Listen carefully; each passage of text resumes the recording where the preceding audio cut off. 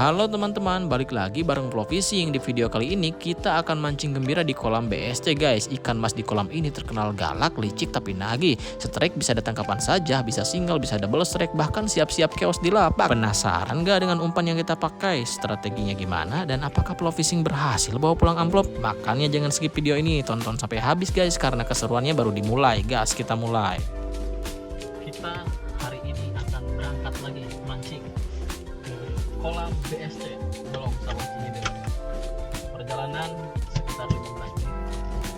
Oke teman-teman, di perjalanan ke kolam BSC ini kita sempat ketemu hujan deras, bener-bener hujan jalanan, deras banget. Tapi alhamdulillah pas kita sampai lokasi hujannya sudah reda. Timingnya pas banget nih guys, langsung kita turunin satu persatu perlengkapan dari mobil, mulai dari joran, reel, baskom, sampai bahan-bahan umpan. Karena hari ini mancingnya santai, nggak buru-buru, kita langsung jalan ke area kolam. Dan kelihatan banget nih teman-teman, masih sepi. Bahkan bisa dibilang kita yang pertama datang. Karena suasananya masih tenang, saya langsung siapin umpan dulu. Ini kita mulai dari keroto ya teman-teman ya. Kerotonya nggak sedikit ya, karena biar nanti aromanya kebaca ikan. Langsung kita masukin keroto ke air panas dulu buat ngeluarin aroma dan bikin teksturnya pas. Bahan yang kedua saya siapkan deho ataupun ikan tuna dalam kaleng. Di sini saya menggunakan cuma 1 sendok makan atau sekitar Rp2.000 ya teman-teman, karena kondisi cuaca kan baru saja hujan, jadi tidak terlalu amis. Itu sebenarnya menjadi lebih baik kalau menurut saya ya. Dan ini dia dasaran umpan yang akan kita pakai, yang akan kita bahas nanti di akhir video ya teman-teman. Oke, jadi bahannya ada Pisces 1 bungkus, kemudian deho 2000, dan dasaran umpan yang kita pakai adalah buatan sendiri. Kemudian disiapkan juga telur bebek rebus ya teman-teman. Kalau misalkan nggak ada bisa pakai telur asin juga nggak apa-apa, sama aja. Untuk telur sendiri diambil kuningnya saja ya teman-teman. Kemudian langsung kita aduk untuk kuning telur dengan dehonya sampai benar-benar super kalis dan sangat merata ya teman-teman. Untuk pengeras saya menggunakan Pisces Cirata ya teman-teman. Kalau misalkan teman-teman tidak ada bisa menggunakan Kinoi seperti biasa. Untuk Pisces sendiri dia sudah memiliki aroma vanilanya begitu ya. Jadi lumayan lah untuk menambahkan aroma pada umpan itu sendiri. Kemudian langsung saja tambahkan sedikit air. Di sini saya menggunakan air dari hasil rendaman keroto. Jangan terlalu banyak karena nanti pasti tambahkan kerotonya juga akan menambah kadar air lagi ya teman-teman. Kemudian mari kita aduk dari atas ke bawah, dari bawah ke atas sampai super kalis dan merata sempurna. Sambil menunggu kuning telur, deho dan juga Piscesnya sampai benar-benar kalis, langsung saja kita buka dasaran umpan yang sudah kita racik. Sekarang kita masukkan ya, yang katanya ini nantilah dibuktikan sendiri.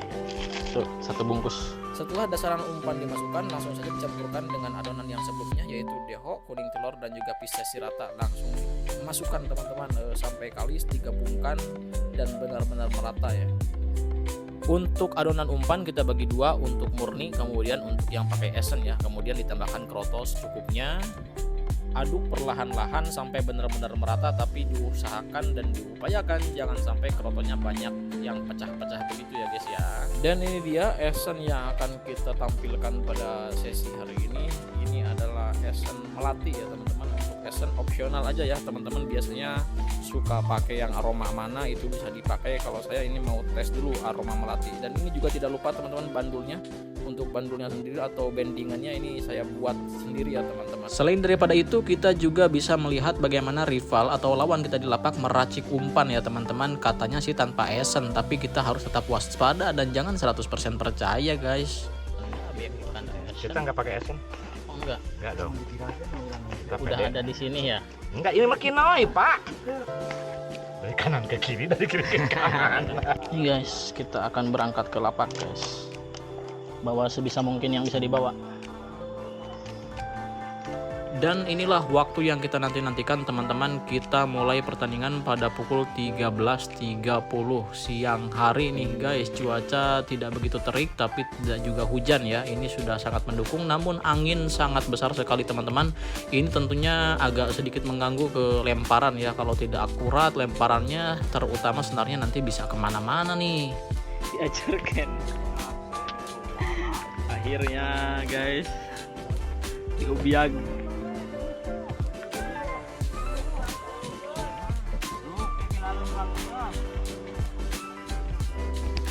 Nah, yang disayangkan adalah teman-teman saat kita mancing banyak sekali strike ataupun saat menarik ikan yang tidak dapat didokumentasikan ya guys. Seperti biasa lah ya, karena di sini sudah sibuk, apalagi pas strike-nya lumayan mulai sibuk, kita sampai nggak sempat mencet kamera guys.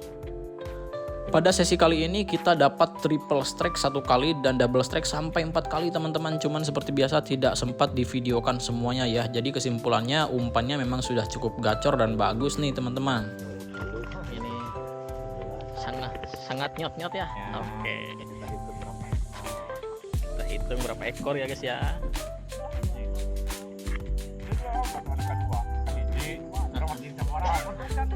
Seluruh penghitungan total ikan naik sudah dilakukan dari lapak selatan teman-teman, dan saya duduk di lapak utara. Dan saat ini total ikan yang saya angkat ada 24 ekor. Total 24 tersebut sudah mengalahkan seluruh pemain di lapak selatan teman-teman. Tinggal kita tunggu apakah di lapak utara ini ada lawan atau tidak. 3-2 ceng. Mana makan 2. Ternyata kita kalah oleh lapak sebelah guys, tapi tidak apa-apa, kita masuk nominasi juara 2 untuk season kali ini. Sudah alhamdulillah ya guys. Datang kenging ieu teh. Orang mati di video kemarin ya.